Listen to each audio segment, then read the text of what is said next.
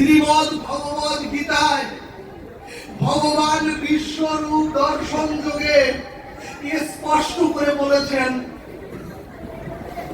এই সংসারে যারা শিব, দুর্গা, কালী, সূর্য, গণেশ ইত্যাদি নানা দেবতার পূজা করেন, ভগবান বিশ্বরূপ দর্শন যোগে বলেছেন এই সমস্ত পূজা ঘুরে ফিরে আমার কাছে আমাকেই প্রাপ্ত হয়। জয় নিতাই গৌর হরি বল। গীতায় ভগবান বলছেন, যে মূঢ় অজ্ঞানী আমাকে ছেড়ে অন্যান্য দেবদেবীর আরাধনা পূজা সেবা করেন, সেই পূজা ফিরে ঘুরে ফিরে আমাকেই প্রাপ্ত হয়। সুধীজন, ভগবান কিন্তু মূর্খ বলেননি। আপনারা স্পষ্ট ভাবে দেখবেন ভগবান বলেছেন মূঢ় অজ্ঞানী।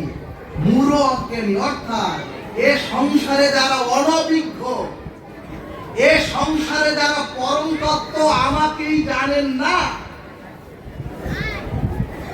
তারাই কেউ ভূতের পূজা করে, তারাই কেউ রাক্ষসের পূজা করে, তারা কেউ ভৈরব পূজা করে, আবার কেউ তারা যক্ষেরও পূজা করে। আবার দেখবেন কেউ কুবেরের পূজা করে। ছোটবেলা মনে আছে না, কুবের বানিয়ে পুজো করতাম ভক্তগণ। কুবের হচ্ছেন যক্ষ আর রাক্ষসের প্রধান হচ্ছেন কুবের। ভগবান গীতায় বলেছেন যক্ষ রাক্ষসের মধ্যে আমি হচ্ছি কুবের। এরপরে ভগবান বললেন দৈত্যানাং প্রহ্লাদ অস্মি। কি বললেন ভগবান? দৈত্যদের মধ্যে আমি হচ্ছি প্রহ্লাদ। সুধীজন, এরপরে ভগবান বললেন অহম সর্বভূতানাম। কি বললেন? ভগবান বললেন আমি সবকিছু, অর্থাৎ শিব আমি, দুর্গাও আমি, ব্রহ্মাও আমি, ইন্দ্রিয় আমি, চন্দ্র আমি, বরুণ আমি, ওই কালী দেবীও আমি, আর গণেশও হচ্ছি আমি। তখন অর্জুন প্রশ্ন করলেন, প্রভু আমি কি করে মানবো যে আপনি সবকিছু? তখন ভগবান বললেন অর্জুন তাহলে তুমি দেখো। অর্জুন দণ্ডবত হয়ে বললেন, ও প্রভু আমি তো কিছুই দেখতে পাই না। সুধীজন, তখন ভগবান বললেন ওরে এই সর্বচোখে কিছুই দেখা যায় না, আমি তোকে দিব্য দৃষ্টি দিচ্ছি, তাহলেই তুই দেখতে পাবি। কিন্তু সুধীজন, ভগবান বললেন আমার রূপ এ চরাচরের অন্য কেউ দেখবে না। সুধীজন, অর্জুন দিব্য দৃষ্টি পেয়েই দেখলেন বিশাল বিশ্ব যারা ভগবান বিশ্বরূপ দর্শন করলেন অর্জুন। জয় জয় শ্রী নন্দকুলার ভগবান শ্রীকৃষ্ণ প্রমানন্দে।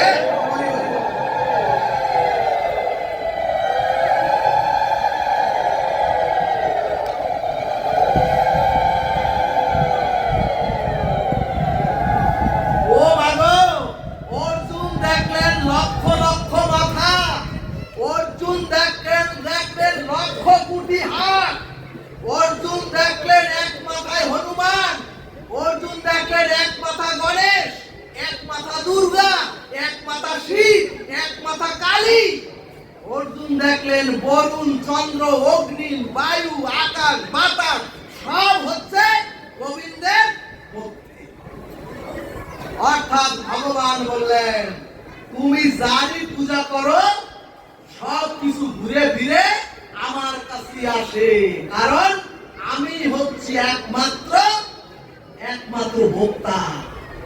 সুধীজন, তবে সুধীজন আমি যেহেতু বৈষ্ণব, কাজেই আমি একমাত্র ভগবান কৃষ্ণের আরাধনাই করব। এখন প্রশ্ন, কেন দেবদেবীর পূজা করতে নেই? ভাগবত বললেন আপনার মূল গন্তব্য হচ্ছে মথুরা, আপনার আমার সকলের গন্তব্য হচ্ছে মথুরা, তাহলে আপনার মনে একমাত্র মথুরাই থাকা উচিত এবং আপনি অবশ্যই মথুরা মেইন রাস্তা ধরবেন। কিন্তু সুধীজন, যদি আপনি ভাবেন একটু কালীঘাট ঘুরে আসি, কিন্তু সুধীজন আপনি যদি ভাবেন একটু বালুরঘাট ঘুরে আসি, বেলুর মঠ ঘুরে আসি, যদি আপনি ভাবেন একটু মালদা ঘুরে যাই, যদি ভাবেন একটু হরিদ্বার ঘুরে যাই, সুধীজন ভাগবত বললেন, তাহলে আপনার সময় নষ্ট করবে আর আপনি অনেক দেরিতে ওই মথুরায় পৌঁছাবেন। প্রেমসে বলুন রাধে রাধে। অর্থাৎ যেখানে আপনি 2 ঘন্টায় পৌঁছাতেন সেখানে আপনি ভোর সন্ধ্যায় গিয়া পৌঁছাবেন। সুধীজন, এখন কেউ বলতে পারেন আমরা প্লেনে দ্রুত যাব, আমরা প্লেনে করে দ্রুত যাব। সুধীজন, ফ্লাইট একটা হয় নন স্টপ আর একটা ফ্লাইট হয় একেবারে একেবারে একেবারে দ্রুতগামী, একটা একত্রে কোনো স্টপ দেয় না। আর একটা হলো একটা নন স্টপ আর একটা হলো স্টপেজ দিতে দিতে চলে যায়।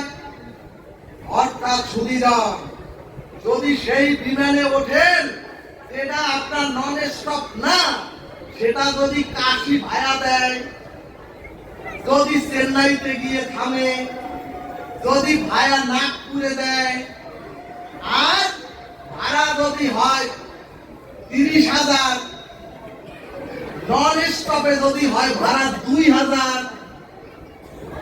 সুধীজন তাহলে পরিশ্রম বৃথা আর টাকাও একেবারে ধ্বংস। আর যেটা ডাইভার্ট হয়ে এসে 12টায় পৌঁছালো, ভাড়া হলো 30,000 টাকা, আর নন স্টপ যেটা 2 ঘন্টায় পৌঁছালো ভাড়া মাত্র 2,000 টাকা। এখন যদি আপনি বলেন আমি তো যাব মথুরায়, তাহলে 2 ঘন্টার জায়গায় আমাকে খরচ করলাম 30 ঘন্টা, আমি যাব মথুরায় 2,000 টাকার জায়গায় লাগালাম 30,000 টাকা। মহাজন উত্তরে বললেন, ওগো তুমি তো অনেক ঘাটে ঘুরে ঘুরে মজা নিয়েছো, তুমি তো অনেক জায়গায় ঘুরে ঘুরে যে এই চরাচরের যে মজা নিয়েছো, ওই সব ঘাটের ঘোরাঘুরির অর্থ তো তোমাকে অবশ্যই দিতে হবে। এই কারণেই ভগবান গীতায় বললেন, হে মূঢ় অজ্ঞানী, অর্থাৎ আমিও যদি ঘাটে ঘাটের টিকিট কাটি অথবা যদি ডাইরেক্ট টিকিট না কাটি, তাহলে তো আমরাও আজকে মূঢ় অজ্ঞানী হয়ে যাব। ভগবান গীতায় বললেন, যে মূঢ় অজ্ঞানী আমাকে ছেড়ে দেব দেবীর পূজা করে, তারা ওই 30 ঘন্টা ঘুরে ওই 30,000 টাকা দিয়ে ওইখানে পৌঁছাবেন। কিন্তু যিনি বুদ্ধিমান, যিনি জ্ঞানী, যিনি জ্ঞান যোগ জেনেছেন, তিনি সব ত্যাগ করে একমাত্র নন স্টপ রাস্তা ধরে এ জন্মেই আমাকে প্রাপ্ত হবে। জয় নিতাই গৌর হরিবল। অন্যদিকে সময় নষ্ট, পরিশ্রম অর্থ, অর্থাৎ তোমাকে বহু জন্মে ওইখানে পৌঁছাতে হবে।